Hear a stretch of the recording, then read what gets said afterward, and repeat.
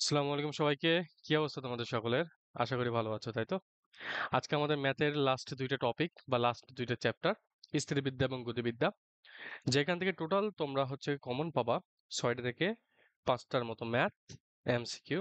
ওকে, তো এখান থেকে আমাদের ম্যাথই আসবে বেশি। তো কি কি ম্যাথ আসবে তা আমি এখানে বলছি, কোনগুলোর মধ্যে ফোকাস করতে হবে বেশি সেটা আমি বলছি, দেন তোমরা সেই আকারে প্রিপারেশন নিবা। ওকে, তো আমরা শুরু করি। প্রথমত এখানে বলছে কি, দুটি বলের লব্ধি নির্ণয়। আচ্ছা, যদি আমাদের একটা বল পি থাকে এবং আরেকটা বল যদি আমাদের কিউ হয়, এবং এইটা ধরলাম যে তার হচ্ছে আমাদের লব্ধি আর, সেটা পি এর সাথে থেটা কোণ উৎপন্ন করছে, যদি সেই কন্ডিশন হয় তখন R is equal, sorry, P Q এর মধ্যবর্তী কোণ কত, থেটা। আর এর সাথে, আর পি এর সাথে কত কোণ উৎপন্ন করছে, আলফা কোণ। তাহলে R is equal to root over P square plus Q square plus 2pq cos theta, তাই তো? এটা তো আমরা পাচ্ছি, তাই তো?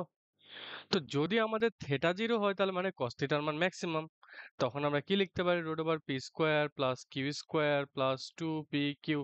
আমাদের ক্লাস 7 এর বা 6 এর পড়া হাসতেছে না এখানে, কি বলতেছে, p plus q whole square, মানে যদি আমাদের থেটা জিরো হয় তখন আমাদের লব্ধিটা কি হবে, সর্বোচ্চ হবে। যদি থেটা 180 ডিগ্রি হয় তখন আমাদের লব্ধিটা কি হবে, সর্বনিম্ন হবে। এই চিহ্নটা দেওয়ার অর্থ হচ্ছে পি যদি বড় হয় তাহলে পি মাইনাস কিউ, আর যদি কিউ বড় হয় তাহলে কিউ মাইনাস পি। ওকে, তো এখন আসি, এখানে বলছে কি, পিউ টু পি মানে দুটি বলের লব্ধি, মানে দুটি বলের লব্ধি, আর পি বলের সাথে, পি বলের ক্রিয়ারেখার সাথে লম্বভাবে ক্রিয়া করে। বলতেছে ধরো যে এটা পি আর এটা হচ্ছে আমাদের টু পি, আমাদের মাথার ক্যাপ ওইটা ধরে নাও, মজা করছি। আর এখানে লব্ধি যে আরটা সেটা হচ্ছে পি এর সাথে লম্বভাবে আছে, আর এই যে 90 ডিগ্রি। তো এদের মধ্যবর্তী কোণটা কত, theta.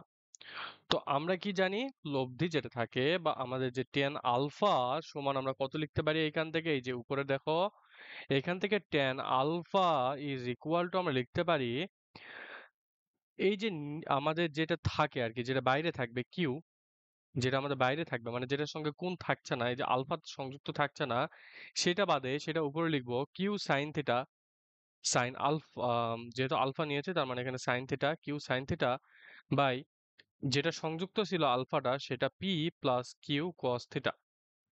Sign theta by cos theta সমান ট্যান থিটা, ওই সেম প্যাটার্নে জিনিসটা করছি। তাহলে এখানে কি হবে, 2p sin alpha by p plus 2p cos alpha, whereas we can say that alpha is equal to 120 degree. It is very very important math for cluster agree. Okay, দুটি বল পরস্পর একটি সমকোণে ক্রিয়া করলে, ক্রিয়ারত থাকলে তাদের লব্ধি যদি এত হয়, তারা আবার 120 ডিগ্রি কোণে ক্রিয়ারত থাকলে তাদের লব্ধি এত হয়, তাহলে বলদ্বয়ের সমষ্টি বের করতে বলছে। ভেরি ইন্টারেস্টিং, তাই তো?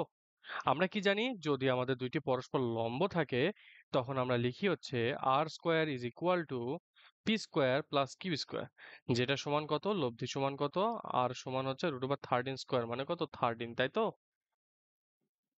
লব্ধি বলছে, লব্ধি মানে কি আর, আর আর স্কোয়ার মানে কত, রুট ওভার 13 স্কোয়ার মানে 13 নিউটন, তাই তো? ভেরি ইম্পর্টেন্ট, ভেরি ট্রিকি ম্যাথটা এখানে। তাহলে যদি আর স্কোয়ার ইজ ইকুয়াল টু, আমি কস 120 মান কত, মাইনাস হাফ, তাহলে লিখতে পারি না p square plus Q square minus p q? অবশ্যই লিখতে পারি। ইজ ইকুয়াল টু কত, রুট ওভার 7 স্কোয়ার মানে কত, 7। P square plus Q square উপরেই জানি কত, 13 minus p q is equal to 7। তাহলে p q is equal to কত, 13 মাইনাস 7 মানে কত, 6।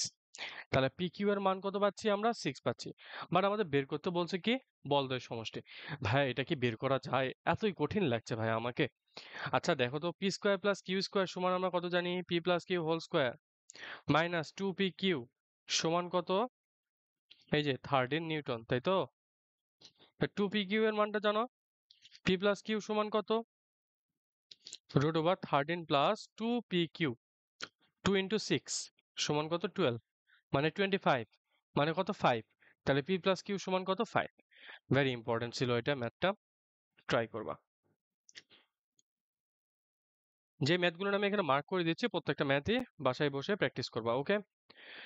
পি এবং কিউ বল দুটির মধ্যবর্তী কোণ যদি 135 ডিগ্রি হয়, এদের লব্ধি যদি এত হয়, তাহলে আমাদের বলছে যে পি ও কিউ এর মধ্যে সম্পর্কটি কি হবে।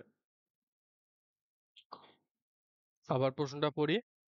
পি ও কিউ বলের, আচ্ছা, পি এবং কিউ বল দুটির লব্ধি আমাদের কিউ হলে, পি ও কিউ দুটা মানে জিনিসটা এমন যে পি এবং কিউ দুটা বল আছে, দুটা বলের উপর আমি মধ্যবর্তী কোণে টানছি বা কিছু একটা করছি, তাহলে তাদের লব্ধিটা আমাদের কিউ হলো। যদি কিউ যদি হয় তাহলে এখান থেকে কিউ কিউ কাটতেছে, তাহলে পি স্কোয়ার থাকতেছে, পি আর পি কাটে তাহলে পি থাকে। আমরা তাহলে এখান থেকে পিটাকে কমন নিলে এটা পাই, P is equal to √2 Q. Very important, এটাও ছিল ম্যাথটা। আর এটা তো ধরো যে মার্কা মারা একটা ম্যাথ। দুটি বলের লব্ধি 40 নিউটন, যা ক্ষুদ্রতর বলের ক্রিয়া রেখার উপর লম্ব। ক্ষুদ্রতর বলটি 30 নিউটন হলে বৃহত্তর বলটি কি হবে? মানে জিনিসটা ভেরি ফ্যান্টাস্টিক। দেখো এখানে কি বলছে, ক্ষুদ্রতর বলটা এটা হচ্ছে 30 নিউটন, এটার উপর লম্ব আছে কত, লব্ধি 40 নিউটন। আর এটার সঙ্গে আমাদের ধরলাম যে বৃহত্তর কোণ এটা কত, আই ডোন্ট নো, এটাকে ধরলাম যে এক্স। তো আমি এই যে এই কোণটাকে আমি এই যে ভেক্টর শিফটিং এর মাধ্যমে এখানে লিখতে পারি না, এক্স লিখতে পারি। এটা কি আমাদের অতিভুজ? কেন এটাকে অতিভুজ বলছি? কারণ এটা কি আমাদের 90 ডিগ্রি, 90 ডিগ্রিতে কে কে থাকে, ভূমি আর লম্ব থাকে, আর বাকিটা কি হয় আমাদের অতিভুজ হয়।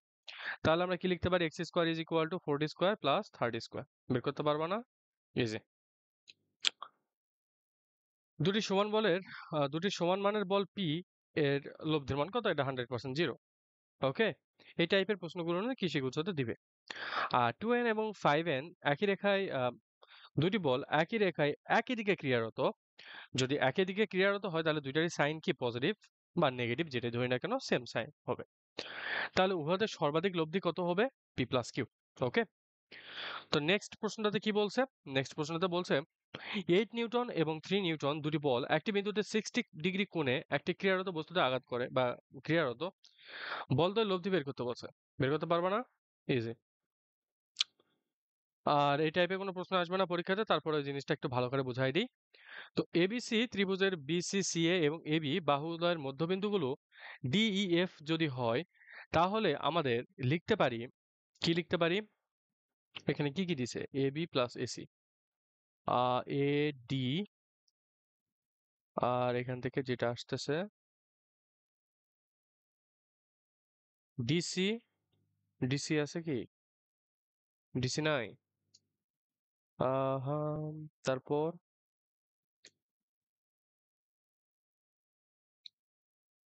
D A is equal to DE plus EA. আচ্ছা, ডিই প্লাস এএফ বা ডিএফ। হুম, লিখতে পারি অবশ্যই।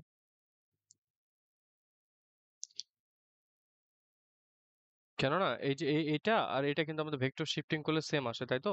মানে জিনিসটা আমি তোমাকে ভেঙে যদি করাই, জাস্ট চিত্র দেখে যে জিনিসটা যেভাবে করবা তোমরা, ডিএ ইজ ইকুয়াল টু আমরা লিখতে পারি, এটা শেষ বিন্দু আর এটার কি, এটা হচ্ছে এটা আদি বিন্দু ডি আর শেষ বিন্দু কি আমাদের ই, এ।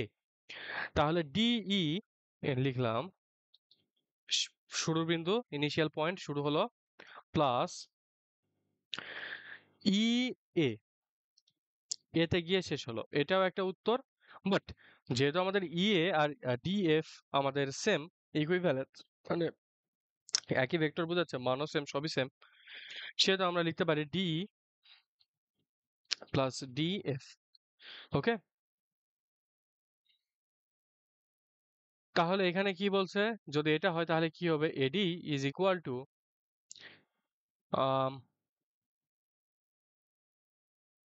এ ই প্লাস, আচ্ছা মধ্যবিন্দু এগুলা তো,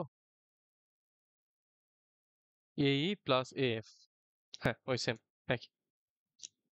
ভেক্টর শিফটিং যদি করি আমরা সেম জিনিসটা আসে। ওকে, দেন এখানে কি বলছে, √3 এককে দুটি বল, দুটি সমান বল। শোনো, পরীক্ষাতে প্রশ্ন যদি এই টাইপের থাকে, এই প্রশ্ন একটু মনে রাখবা। এইখানে আমি সামারাইজ একটা ভাষণ লিখে দিচ্ছি, পি একক বলে দুটি সমান বল 120 ডিগ্রি কোণে ক্রিয়ারত বা একটি বিন্দুতে কাজ করে এদের লব্ধি মান কত হবে? পি হবে। কি মনে থাকবে তো? মনে থাকবে তো? একটি কোনো সমবাহু ত্রিভুজের এক কৌণিক বিন্দুতে দুটি বাহু আঁত যদি থাকে তার লব্ধির মান কত হবে? এটা বের করতে পারবা। কোণ নির্ণয় করতে বলছে? লব্ধির সূত্র হতে দুটি বলের মধ্যবর্তী কোণের মান বের করা যায়। একাধিক সূত্র সাইন কোসাইনের সূত্র আমরা ইউজ করতে পারি। সমানে দুটি বলের লব্ধি বর্গ বলদের গুণফলের 3 গুণ। বলদের গুণফল করো, গুণফল করে তাদের 3 গুণ করো। সেটা কি আমাদের লব্ধি। আর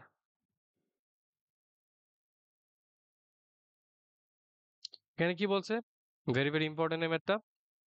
ভিভিআই 3n ও 2n মানে দুটি বলের লব্ধি আর যদি হয় তাহলে প্রথম বলের মান দ্বিগুণ করলে লব্ধির মানও দ্বিগুণ হয়। আচ্ছা, প্রথম বলের মান যদি দ্বিগুণ করি তাহলে লব্ধির মান আমার দ্বিগুণ হচ্ছে। এই যে 6 করলাম, 3 থেকে 6 করলাম, তাহলে r থেকে 2r হচ্ছে। তোমরা ছেলেবেলাটা করো কি জানো? 2r স্কয়ার লিখে দাও। সবকিছু ঠিকঠাক, এই 2r স্কয়ার দিয়ে করলে দেখবা যে অপশন কিন্তু এরকম একটা কাছাকাছি আছে। তোমরা ওইটা দেখাবো বা কনফিউশনের মধ্যে পড়ে যাবা। বাট খেয়াল করবে এখানে কি বলছে যে লব্ধির মানের দ্বিগুণ মানে 2 ইন্টু r মানে 2r, not 2r square. r square is not the লব্ধি, ইট ইজ দ্য লব্ধির স্কয়ার। এটাকে বলা হয় লব্ধির স্কয়ার। r স্কয়ার মানে কি? লব্ধির স্কয়ার। ওকে, বলদের মধ্যবর্তী কোণের মান কত হবে? ঠাস ঠাস করে বের করে দিবা, উত্তরটা চলে আসছে। দেন আর কোথায়? এই যে এগ্রিকুচ্ছতে দেখো তো হেভি কঠিন প্রশ্ন আসছে। দেখো এত কঠিন প্রশ্ন যে আমি চোখে দেখতে পাচ্ছি না। কি বলছে এখানে? লব্ধির মান এদের গুণফলের বর্গমূল হলে, গুণফলের বর্গমূল হলে বলদের মধ্যবর্তী কোণ কত বলছে? হেভি কঠিন তাই তো? 2p cos আলফা বাই 2 মানে কত আমাদের? 20। ওকে, r is equal to root over p square. What is that? r is equal to p। আমরা তারপর কি লিখতে পারি? এই কাজটা করতে পারি। r is equal to কত? সমানে বলের জন্য এটা মনে রাখো, সমানে বলের লব্ধি হচ্ছে আমাদের এটা। তো এটা বের করতে পারি এখান থেকে alpha is equal to 120 degree. আর এটা আমাদের ভেরি ভেরি ইম্পর্টেন্ট ম্যাথ। কি বলছে? 2 মানে তিনটি বল কোনো একটি বিন্দুতে ক্রিয়ারত। এরা পরস্পর ভারসাম্য সৃষ্টি করছে। মানে কি? এদের যে লব্ধিটা, এদের যে আমাদের মানে যে টান বলটা, মানে এমন ভাবে তুমি তিন দিকে বলটাকে প্রয়োগ করছো যে এরা যেখানে আছে ওই বলটা মানে মেইন জায়গাটা, মেইন যে পয়েন্টটা ওই স্থির অবস্থায় আছে, ভারসাম্য ধরে রেখেছে। প্রথম দুইটি বলের মধ্যবর্তী কোণ কত হবে? তো এই ক্ষেত্রে যেটা আমরা স্থিরবিদ্যাতে যেটা ইউজ করি, ধরো যে এটা 2, এটা √5, 2 এটা √5, এটা 3, এটা 2, এটা √5 আর এটা হচ্ছে 3।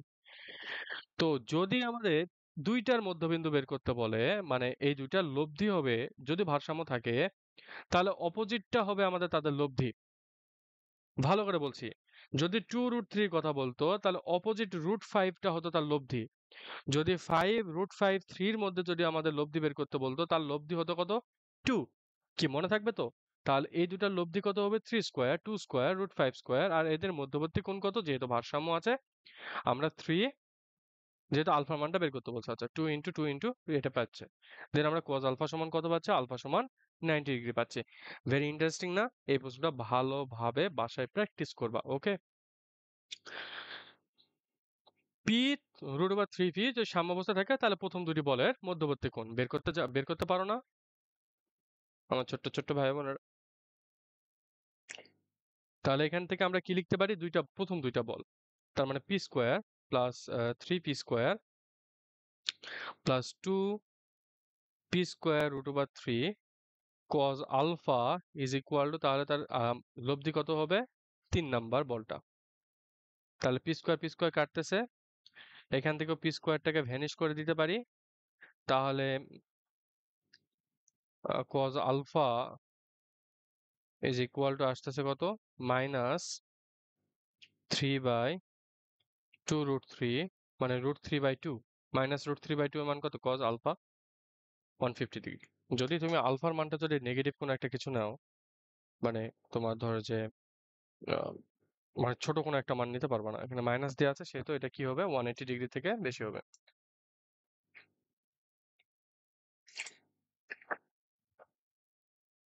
তারপরে আমরা কত দেখছি? এখানে বলা আছে 7 ও 8 কিলোগ্রাম ওজনের দুটি বলের লব্ধি 13 কিলোগ্রাম হলে বলদ্বয় পরস্পর কত কোণে ক্রিয়া করবে?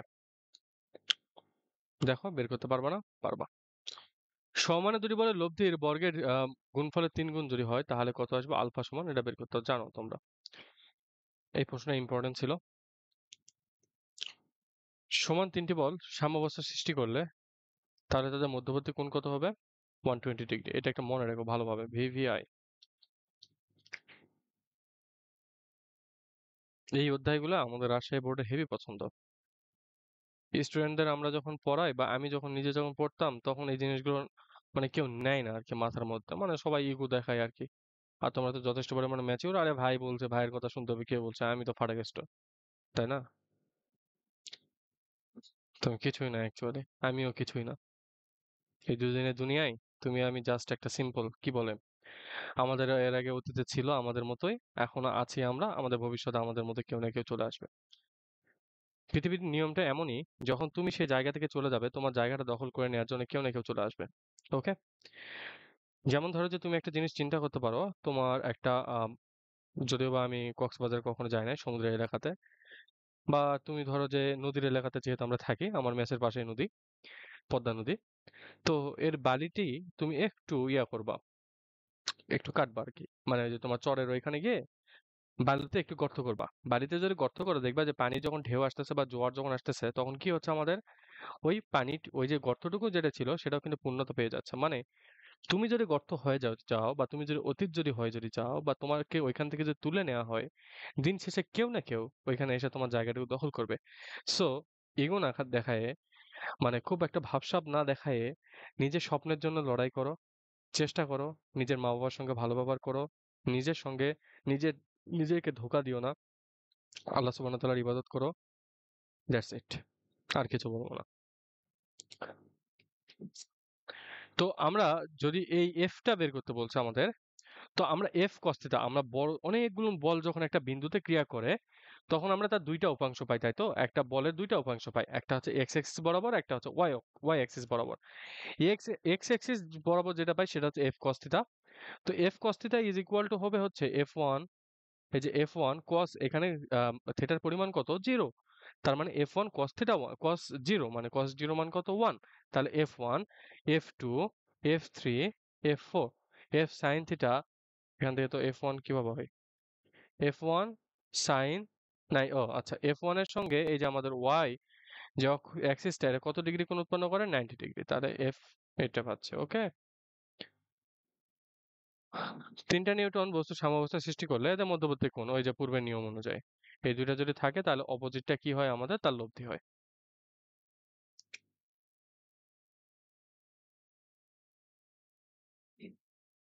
আচ্ছা, কোন একটি বিন্দুতে ক্রিয়ারত তিনটি বল ভারসাম্য সৃষ্টি করছে, যেখানে প্রথম ও দ্বিতীয় বলের অন্তর্গত কোণ 90 ডিগ্রি এবং দ্বিতীয় ও তৃতীয় বলের অন্তর্গত কোণ 120 ডিগ্রি হলে তারা বল তিনটির অনুপাত কত?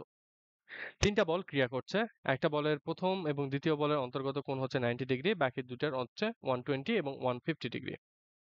আচ্ছা, একটা হচ্ছে 120 ডিগ্রি যদি হয় তাহলে অপরটি কি হবে আমাদের? যেহেতু এটা একটা সার্কেল বা সার্কুলার একটা কোণ আমাদের দিচ্ছে, মানে 360 ডিগ্রি দিচ্ছে, তাহলে আমরা বলতে পারি যে অপোজিট কোণটা কত হবে? 150 ডিগ্রি। ওকে? তো এটাকে আমরা কি সূত্র ইউজ করব? এই সূত্রটা সাইন, সাইন সূত্রতে 120, যেই কোণটা, যেই আমরা ভেক্টরটা নিই তার অপোজিট কোণটা আমরা হচ্ছে এই 120 ডিগ্রি নিলাম। তাহলে কিউ নিলে কত নিতে হবে? 150 নিতে হবে। আর আর নিলে কত নিতে হবে? 90 ডিগ্রি নিতে হবে। দেন আমরা তাদের মধ্যবর্তী এই যে কোণের মানগুলো বের করে নেওয়ার পর আমরা কি বলতে পারি এই যে টু টু টু, এখানেও ধরো যে আমাদের কত দেওয়া আছে, আমরা টু দ্বারা কি করে দিতে পারি? টু দ্বারা প্রত্যেককে আমরা হরে কি করলাম? হাফ দ্বারা গুণ করলাম। আমরা সবগুলোকে হাফ দ্বারা যদি গুণ করি তাহলে p/√3 পাচ্ছি, ইজ ইকুয়াল টু q/1 পাচ্ছি, ইজ ইকুয়াল টু r/2 পাচ্ছি, মানে ফ্র্যাকশন গুলোকে আউট করে দিলাম। তাহলে এটার অনুপাত কত হবে? r√3 1 2। ওকে? তো তো আর কোথায় কিছু আছে? এই টাইপের প্রশ্ন পরীক্ষাতে আসবে না, কারণ এই টাইপের প্রশ্নগুলো না আমাদের সিকিউ এর জন্য ইম্পর্টেন্ট, নট লাইক, বাট এই প্রশ্নটা ইম্পর্টেন্ট আছে রে, এ বাদ দেওয়া যাবে না। তাহলে এই ক্ষেত্রে ধরো যে আমরা দুটি সমান মানে একটা বল ছিল, দুইটা বল একটা বিন্দুতে দুইটা বল ক্রিয়ারত ছিল। প্রথমটিকে দ্বিগুণ করলাম, দ্বিতীয়টিকেও দ্বিগুণ করলাম, এতে আহ লব্ধির দিক অপরিবর্তিত যদি থাকে তাহলে আমরা লিখতে পারি যে 2p/4p অ্যান্ড p/p+8। মনে থাকবে তো এটা? আশা করি মনে থাকবে। মানে পূর্বে যদি অনুপাত যদি লিখি 2p/p, ওই সেম অনুপাত বৃদ্ধি করলেও যেটা আসবে সেটা দেন এখান থেকে p এর মানটা বের করে। একজন সাঁতারু স্রোতের বেগের √2 গুণ বেগে সাঁতরিয়ে একটি নদী সোজাসুজি পার হতে চায়, স্রোতের সাথে কত কোণে সাঁতার দিলে সে সফল হবে? cos alpha is equal to minus u/v is equal to whereas this. ওকে, নদী দেখো, প্রশ্নটা দেখো, সূত্রটাতে কি ছিল? cos alpha is equal to minus u/v। সূত্রটুকুর দিকে আমরা না ফোকাস করে কনসেপ্টটুকু দেখি।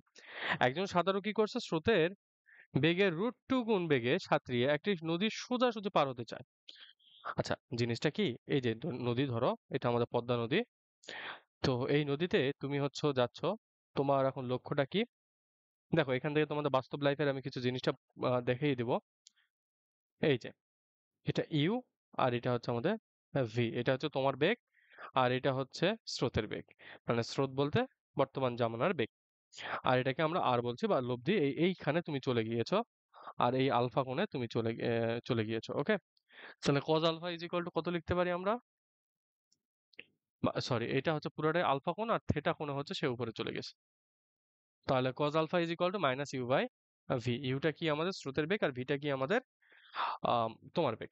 তো এখন জিনিসটা দেখো যে বর্তমান আমি অনেক কথাই বলতে চাই, অনেক কথা তোমাদেরকে বলতে গেলে তোমরা এমন স্টুডেন্ট অনেকে হয়ে গিয়েছো যে শিক্ষকদেরকে সম্মান বা বড় ভাইদেরকে সম্মান এগুলো তোমরা করো না। না, তোমাদের বড় ভাইদের সঙ্গে সম্মান করতে বলছি, তোমরা নিজেদের মা বাবার সঙ্গে অনেকে রূঢ় ব্যবহার করো। শুধু হয়তো কোনো একটা মেয়ের জন্য বা বন্ধুর জন্য, বা ধরো যে তোমার বাবা একটু আর্থিকভাবে অসচ্ছল বা একটু কম টাকা ইনকাম করেন, বা তোমার ফ্রেন্ডের বাবার তুলনায় কম, তোমরা কি করো? তোমার বাবার সঙ্গে গিয়ে রূঢ় ব্যবহার করো। কিন্তু তিনি মানে এই জিনিসটা তার মানে না, এটা তার পাওনা না। তার পাওনা হচ্ছে তোমার রেসপেক্ট, তোমার লাভ। জাস্ট ইমাজিন করো যে পৃথিবীতে তুমি পরীক্ষা করে দেখতে পারো, এই পৃথিবীতে যদি তোমার সবচাইতে আপন কোনো মানুষ যদি থাকে, তাহলে আমি বলবো যে তোমার মা বাবা। বিকজ আমাদের মা বাবা আমাদেরকে নিঃস্বার্থভাবে ভালোবাসেন, নিঃস্বার্থভাবে। হ্যাঁ, বর্তমান প্রজন্মতে অনেকের মা বাবা খারাপ হয়ে গিয়েছেন, এটা আমি কনসিডার করছি না। তো দেখো এখন জিনিসটা, বর্তমানে তোমাদের হাতে টিকটক আছে, ফ্রি ফায়ার আছে, পাবজি আছে, হাবি জাবি অনেক কিছু আছে। ওই দিন মামা তো অনেক শুনলাম আর কি। তো এই যে ফেসবুক আছে, আমি কি করি? ফেসবুকটা আমার পুরোপুরি আনইনস্টল করে দেওয়া আছে। শুধু মেসেঞ্জারটা আছে, কারণ আমাদের ভার্সিটিতে গ্রুপটা আছে, সেখান থেকে নোটিফিকেশন আসে বা ইনফরমেশন আছে, সেই ইনফরমেশনগুলো আমার জানা লাগে, না তো হয় না। এবং তোমাদের গ্রুপটি পরিচালনার জন্য আর বাকিটুকু ক্লাস আপলোড দেওয়া হয় সম্পূর্ণ ল্যাপটপে বসে। তো ভাই, আমার তো ল্যাপটপ নেই, আমি তাহলে কি করতে পারি? তুমি যেটা করতে পারো সেটা হচ্ছে তোমার ফেসবুকটি সম্পূর্ণ আনইনস্টল করে দাও, এবং তোমার যদি মোবাইল যদি শুধু থাকে তাহলে মোবাইলে যে ক্রোম ব্রাউজার আছে বা যে কোনো ব্রাউজার, সেই ব্রাউজারে গিয়ে তোমার ফেসবুক অ্যাকাউন্ট ওখানে লগ ইন করে রাখো, এবং কখনো এখানে পাসওয়ার্ডটি সেভ করে রাখবে না। তাহলে হবে কি, বারবার তোমাকে পাসওয়ার্ডটিকে দিতে হবে, একটা পর্যায়ে গিয়ে বোরিং লাগবে, সেটা ভালো লাগবে না। আর ওইখানে আমাদের এই ফেসবুক যে অ্যাপসটা আছে এর মতো ওইখানে অ্যালগোরিদমটা কাজ করে না। ওকে, দেখো, স্রোত এদিকে যাচ্ছে, তোমার লক্ষ্যটা কোথায়? এখানে। তুমি যদি এখন সোজাই যদি রওনা যদি দিতে চাও, তোমাকে কিন্তু স্রোত কিন্তু নিয়ে চলে যাবে। তাই একটা স্রোতের বিমুখে চলতে হবে। স্রোতের বিমুখে চলতে শিখো এই দুনিয়াতে। দেখবা যে হয়তো আমি জিনিসটাকে এভাবে ফিল করি যে আমি স্রোতের বিমুখে চলছি, হয়তো আমার কোনো একটা ফ্রেন্ড স্রোতের মুখে চলে সে হয়তো হাসতে হাসতে যাচ্ছে, বাট আমি একটু কষ্ট করে অনেক দূর চলে গেলাম, আমি এমন এক চেয়ারে গিয়ে বসলাম, এমন এক জায়গায় গেলাম যে জায়গা থেকে আমি হাসছি আর আমার বন্ধুকে দেখতে পাচ্ছি সে কাঁদছে। এটাই হবে। ওকে, তো আমরা এরপরে আসি। কি বলছে? সমবাহু ত্রিভুজের ক্ষেত্রে লব্ধি নির্ণয় যদি বলগুলো পারস্পরিক বিয়োগফল সমান হয় এবং একই ক্রমে বাহু বরাবর ক্রিয়া করে, তার লব্ধি হবে √3 ইন্টু বিয়োগফলের মান। আচ্ছা, এদের লব্ধির মান কত হবে বের করতে পারবো না? পারবো। দেখো, এদের মধ্যবর্তী অন্তর কত? এদের মধ্যবর্তী অন্তর 4, তাই তো? 4 যদি হয়, সেম যদি থাকে, তাহলে অন্তর যদি থাকে তাহলে √3 ইন্টু সাধারণ অন্তর কত? 4। That's it. বিভিন্ন অবস্থানে বলের ক্রিয়া, এই তিনটা হচ্ছে এমসিকিউর জন্য মনে রেখো, বাট এটা আসবে না পরীক্ষাতে। P is to Q is to R যদি থাকে, পি, এটা একটু মনে রেখো এই সূত্রগুলো, আমি এগুলো পড়ছি না আর। দেন এবিসি, এটা লাগবে না, তারপর এটা পড়ে নিও মুখস্থ করার মতো। সদৃশ এবং অসদৃশ বল, এই প্রশ্নটা একটু ইম্পর্টেন্ট ছিল, আমি এটা একটু ফিল করাই দিই তোমাকে। এই ম্যাথটা ফিল করলে তুমি বাকিটুকু বুঝতে পারবা। এই কি হাবিজাবি লিখে আছে ওগুলোতে দেখার কোনো দরকার নেই। দেখো, একজন লোক একটি সুষম লাঠির এক প্রান্তে একটি বোঝা, মানে তুমি একটা জাস্ট চিন্তা করো, তোমার কাছে একটা লাঠি আছে, তুমি করলেটা কি, এক প্রান্তে একটা বোঝা বাঁধলে, তুমি যদি একটা বোঝা বাঁধো, অবশ্যই তোমার হাতটা তাহলে কোথায় থাকবে? তুমি দেখছো কিনা, আমাদের এলাকাতে তোমার যখন ওই যে চাষিরা তোমার বিভিন্ন ধরনের জিনিসপত্র যখন নিয়ে যখন যায় জমিতে, তুমি লক্ষ্য করবা, দেখবা যে ওইটাকে কি যেন বলে, আমি ভুলে গেছি। আচ্ছা, ওই যে ওইটাকে দেখবা যে তোমার কাঁধে যেটা রাখে সেটা পিছনে তোমার থাকে কি, তার পিছনে থাকে হচ্ছে তোমার ওই কোনো একটা বস্তু যেটা সে নিয়ে যাচ্ছে, এবং তার হাতটা থাকে কোথায়, সামনে। তাহলে হয়টা কি, তাহলে কাঁধের চাপে এবং এগুলো হাতের চাপে বোঝার ওজনটা, আমাদের বোঝাটা নিচে যায় না, মানে সমান্তরালে চলতে থাকে আমাদের হাতের চাপে। ওকে, এই জিনিসটা এখানে বোঝানো হচ্ছে।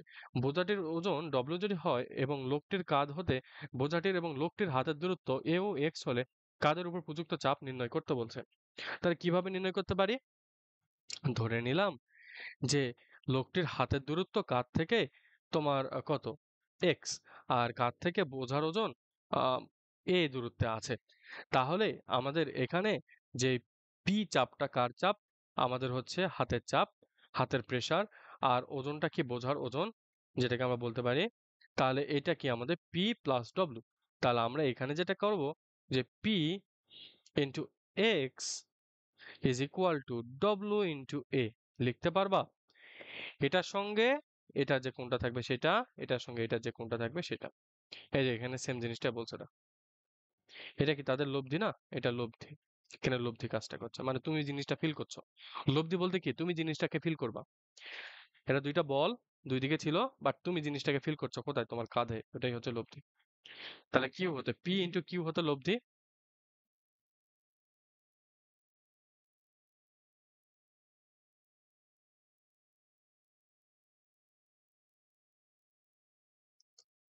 ওকে, আর কিউ ইন্টু পি হতে লব্ধির দূরত্ব।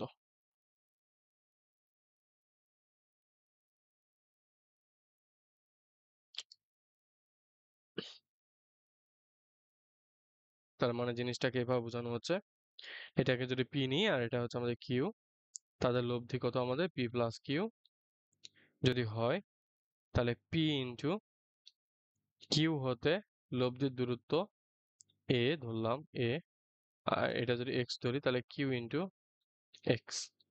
এটা তো আমারও মনে হচ্ছে এটা হবে, বাট এটা কোথা থেকে আসলো? না না, ঠিক আছে বিষয়টা, এটা ভুল। এটা,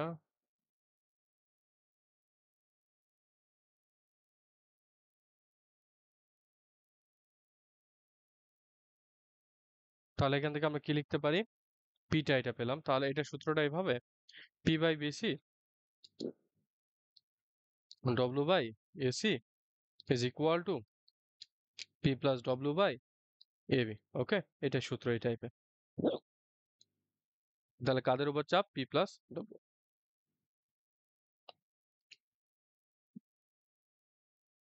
16 নিউটন এবং 11 নিউটন বিসদৃশ সমান্তরাল। বিসদৃশ বলতে বোঝাচ্ছে দুটো সমান্তরাল বল, বাট একটা একদিকে থাকবে আর একটা অন্যদিকে থাকবে। তো যদি হয় এই যে 16 নিউটন আর হচ্ছে 11 নিউটন, আর কোনো কালি কি ভালো আছে? না, রেডি ভালো। তাহলে আমরা এখান থেকে কত পাচ্ছি, সমান্তরাল বলদ্বয় 5 মিটার দূরে অবস্থান করছে। যদি পরবর্তীতে 18 নিউটন বলদ্বয় 18 নিউটন এবং হচ্ছে আমাদের কত নিউটন হয়, 13 নিউটন হয়, তাহলে তাদের লব্ধির সরণ কত হবে? মানে পরবর্তীতে আমাদের কি হলো, যে আমাদের বল দুইটা ছিল কত নিউটন, 16 নিউটন, সেটা হয়ে গেল কত, 18 নিউটন, আর উপরে যেটা ছিল সেটা হয়ে গেল কত, 13 নিউটন। তাহলে আমরা তাদের লব্ধিটা কত বলতে পারি, 18 বিয়োগ 13 সমান কত, 15, 5। মানে তাই তো, এটা 5 নিউটন, এটা হচ্ছে কি আমাদের লব্ধি। এটা নিচের দিকে কেন কাজ করছে, কারণ বড়টা এদিকে আছে, সেটা এখানে লিখছি। তাহলে আমরা বলতে পারি যে এটা হচ্ছে কত আমাদের এক্স, এই এক্সটা আমাদের বের করতে বলছে।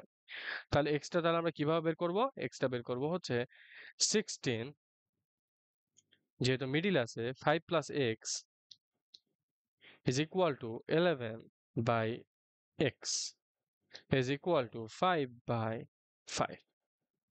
What? তাহলে x is equal to কত পাচ্ছি এখান থেকে? x is equal to পাচ্ছি হচ্ছে 11। তাহলে x এর মান 11 যদি হয়, তাহলে আমরা এখন লিখতে পারি যে 18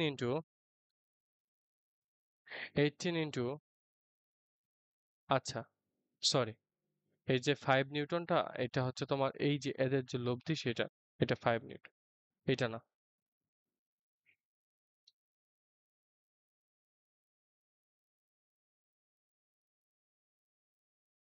তাহলে 18 ইন্টু এক্স প্রাইম মানে কত জানি না, এক্স প্রাইম লিখলাম is equal two 13 into 5 plus x prime. এখান থেকে এক্স এর মান কত আসছে, ডেল এক্স এর মান 2 আসছে। ওকে, মানে এক্স এর মান 2 মিটার পর্যন্ত ইয়ে করতে হবে শর্ট। দেন আর কোনো ম্যাথ?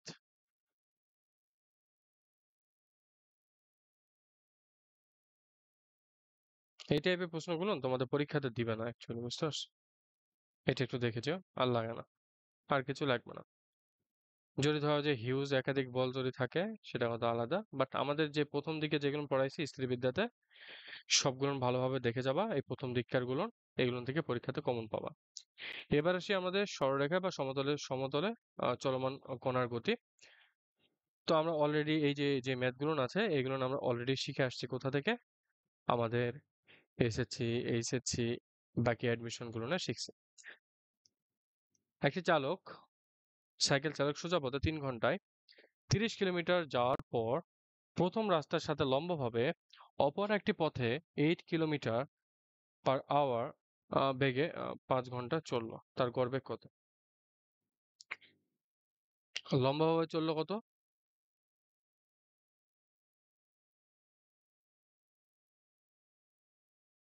40 কই পেলো? ও, ৫ × ৪০, 40 কিলোমিটার, হ্যাঁ। 40 কিলোমিটার তারা সোজাভাবে চললো, লম্বভাবে চললো, দেন সোজা পথে। মোট সরণটা তাহলে কত হবে? তাদের লব্ধি যদি এইভাবে যদি যায়, তাহলে তাদের লব্ধিটা কত হবে? আর ইজ ইকুয়াল টু, যেহেতু মধ্যবর্তী কোণ কত ডিগ্রি, 90 ডিগ্রি, তাহলে তাদের স্কোয়ার করে তাদের যোগফলের স্কোয়ার, তাদের স্কোয়ারের যোগফলের রুট। গড় বেগ সমান কত? 50/8। আমি এখান থেকে সবগুলো ম্যাথ তোমাদের করাই দিব না, বাট এটা করাই দিচ্ছি, এগুলো ইম্পর্টেন্ট আছে, যেগুলো ইম্পর্টেন্ট আছে সেগুলো দিচ্ছি।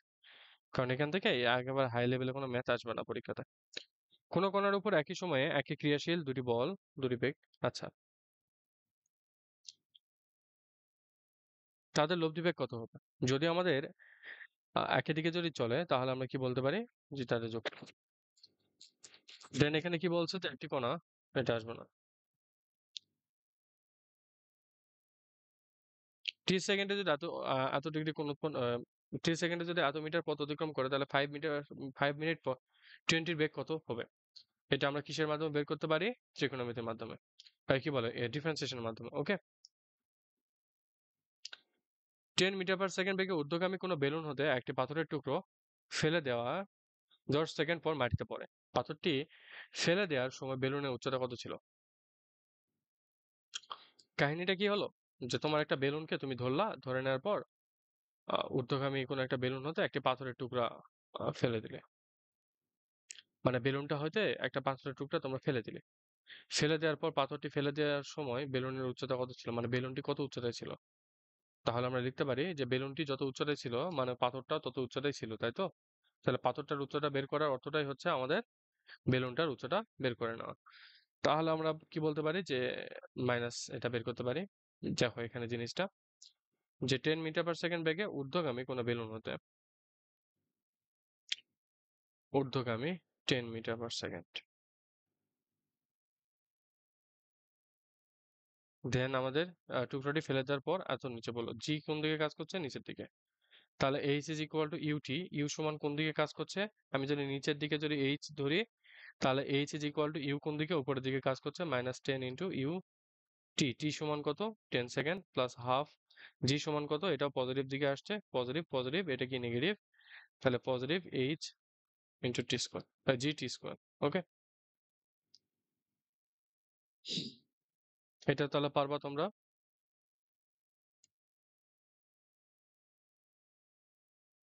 এটা ইম্পর্টেন্ট আছে।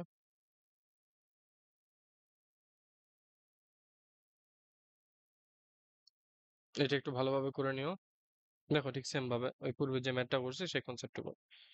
মাইনাস সাইনের চিহ্নটা কিভাবে কি করবা দেখো, বস্তুটা নিচের দিকে পড়ছে, আমাদের আদিবেগ কোন দিকে ছিল? আদিবেগ নিচের দিকে, জিও ধরো যে আমাদের নিচের দিকে, এবং তাহলে আমাদের এইচটাও কি আমাদের নিচের দিকে। তখন H is equal to u t plus half g t square লিখি। বাট আমাদের ইউ ধরো যে উপরের দিকে কাজ করছে, তাহলে H is equal to minus u t plus half g t square.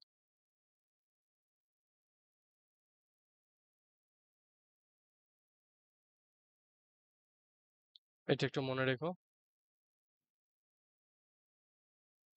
এই সূত্রটাকে মুখস্থ করে নিও। আর T is equal to v square by g, এটা ভেরি ভেরি ইম্পর্টেন্ট, বাট আসবে না পরীক্ষাতে। 2 ইন্টু 9.8 মানে 19.6, 19.6 কাটলে কি থাকে? একটা 19.6 থাকে। আর এখান থেকে আমরা কি পাচ্ছি? এই দুইটা সূত্র একটু মনে রাখবা।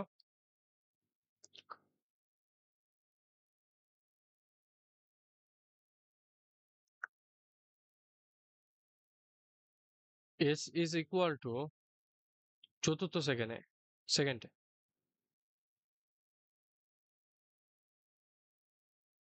2t মাইনাস 1, তাই তো? 2t মাইনাস 1, দেন আর ইম্পর্টেন্সের দিক থেকে বলতে গেলে এটা কি আসতে পারে? না, এটা আসবে না। তারপরে মনে রাখো যে উত্তর পূর্ব দিকে 10 কিলোমিটার/আওয়ার বেগে, আবার এই চিত্রটাই তো ভুল দেওয়া আছে এখানে। আচ্ছা, এটা হচ্ছে তোমার লব্ধিটা মেবি।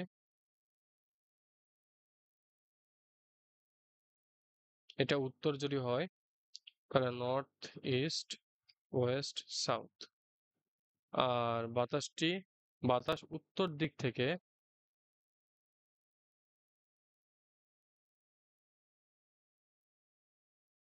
আচ্ছা এটা নর্থ, এটা সাউথ, এটা ইস্ট, আর এটা ওয়েস্ট, এইভাবে যাচ্ছে। আচ্ছা ঠিক আছে,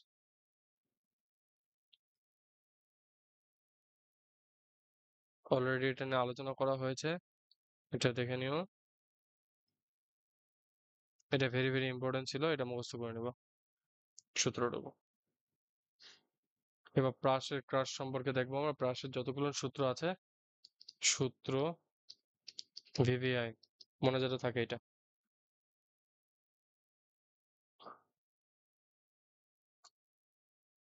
এই প্রশ্নটা ভেরি ভেরি ইম্পর্টেন্ট, আবার আসবে তোমাদের পরীক্ষাতে এটা। এটাও ভেরি ভেরি ইম্পর্টেন্ট ছিল। কিছু না, প্রাসের কোনো কিছু বোঝার নাই, সূত্রগুলো পড়বা আর ইউজ করবা।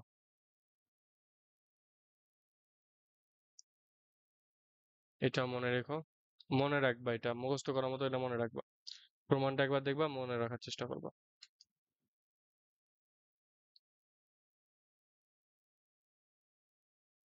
আমি যা পড়াচ্ছি সবই রাজশাহী বিশ্ববিদ্যালয় ম্যাথ, কেন হয়?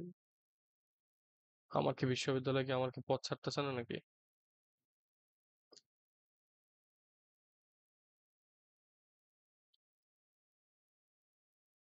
কপিকল সম্পর্কিত। কপিকল মানে তোমার ওই যে কি, এটাকে, এটা বাংলা কি ভুলে গেছি, না এটা এটা বাংলা নাকি? না, ভুলে গেছি, এটা কি যেন বলে, আম, কি বলে ভুলে গেছি, যাই হোক। তো ওই যে তোমার একটা ইয়া দেখো না, এই যে কুয়োতে তোমাদের ধরো যে পানির বালতিতে এভাবে টানা হয়, রশিতে টানা হয়, একদিকে রশি নিচে নামতেছে আর একদিকে পানি বালতি উপরে উঠতেছে, ওই টাইপের কিছু একটা।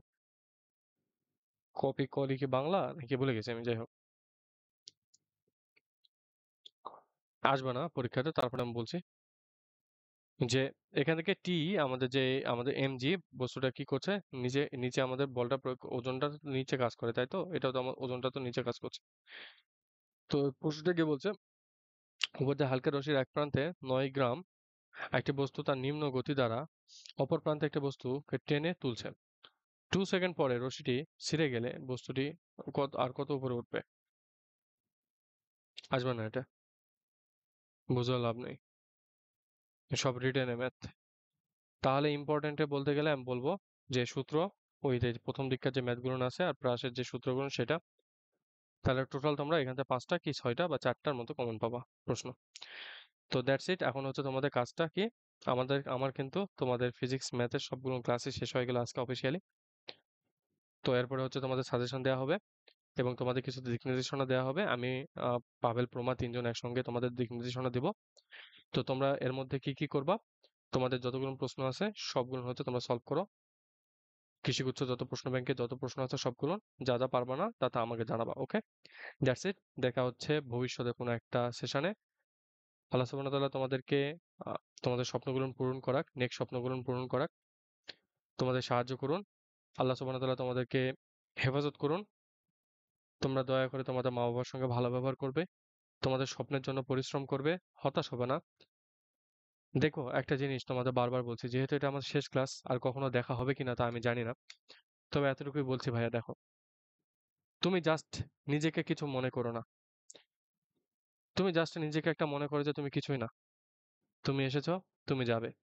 তার মাঝে কিছুটা একটা নাটক চলতেছে, এই নাটকটা একটা পিওর ক্লাস সিনেমা। এই সিনেমার মধ্যে দিয়ে তোমাকে কখনো নায়ক সাজতে হবে, কখনো ভিলেন হতে হবে, কখনো তোমার যে কোনো একটা কিছু করতে হবে। তোমার স্বপ্নের জন্য তুমি যথেষ্ট পরিমাণে পরিশ্রম করবা। কখনো তোমার দুর্বলকে কখনো আঘাত দিবা না। যে তোমার থেকে দুর্বলতায় আছে, যে তোমার থেকে একটু কমে আছে, তাকে কখনো আঘাত দিয়ে কথা বলবা না, তাকে কখনো কষ্ট দিবা না। গরিব মানুষদেরকে কখনো উপকার কোনোদিন উপকার চাইবে না। অন্তত আল্লাহর কাছে দোয়া করবা যাতে উপকারের বিনিময় এবং উপকারের বিনিময় সেই লোককে অপকার না করে, উপকার বা উপকার করুক কিন্তু সে যাতে আঘাত না দেয় আমাকে, ওকে? স্বপ্নের জন্য লড়াই করো শেষ পর্যন্ত। এই দুনিয়াটা অনেক ছোট। হ্যাঁ, বিশ্ববিদ্যালয়ের ক্রেজটা আমাদের টাইমেও ছিল, এখন এসে বুঝতেছি যে ইট ডাজন্ট ম্যাটার। বাট একটা পরিবেশ অনেক ম্যাটার করে। একটা পরিবেশ, তুমি যদি একটা খারাপ একটা পরিবেশে থাকো, তুমি জাস্ট জিনিসটা চিন্তা করো, তুমি নিজেও খারাপ হয়ে যাবা। তুমি যদি একটা ভালো পরিবেশে থাকো, তুমি দিন শেষে দেখবা যে তোমার কিছু না কিছু একটু ইমপ্রুভ হচ্ছে। এটাই সত্য, ওকে? আজকে যদি আমি ফাহিম ভাই তোমাদের বুয়েটে যদি থাকতাম, তাহলে হয়তো আমার জিনিসটা আরো ইনক্রিজ হইতো। আজকে আমার আম, বিভিন্ন ধরনের কাজ আমি কমপ্লিট করতে পারতাম, যেটা আমার রাবিতে থেকে হয়তো হচ্ছে না। বাট সেম ফ্যাসিলিটি পাচ্ছি, বাট সেম এনভায়রনমেন্ট নয়, ওকে? তো আমি তোমাদের যে জিনিসটা বলবো, স্বপ্ন নিয়ে হতাশ হবা না। যেখানে থাকো যেভাবে থাকো পরিশ্রম করো। তুমি তোমার পরিশ্রম দিতে পারো সর্বোচ্চ, try your level best, but বেশি আশা করবা না, চেষ্টা করবা। ফলাফল আল্লাহর হাতে, যা আসবে তা মেনে নিবা। আর তোমাদের কাছে আমার নাম্বারটুকু দেওয়া আছে, যখনই মন চাইবে আমাকে দয়া করে হোয়াটসঅ্যাপে প্রথমত মেসেজ দিবে, কারণ আমি ব্যস্ত থাকি। হোয়াটসঅ্যাপে মেসেজ দেওয়ার পর দেন আমার যদি মন যদি চায় যে আমি ফ্রি আছি, তখন আমি তোমার সঙ্গে ভিডিও কলে হোক অডিও কলে হোক যেভাবে হোক কথা বলবো, ওকে? That's it. আচ্ছা, তোমাদের সঙ্গে আমার নেক্সট কোনো একটা আবার দেখা হবে। তো বেস্ট অফ লাক। আসসালামু আলাইকুম।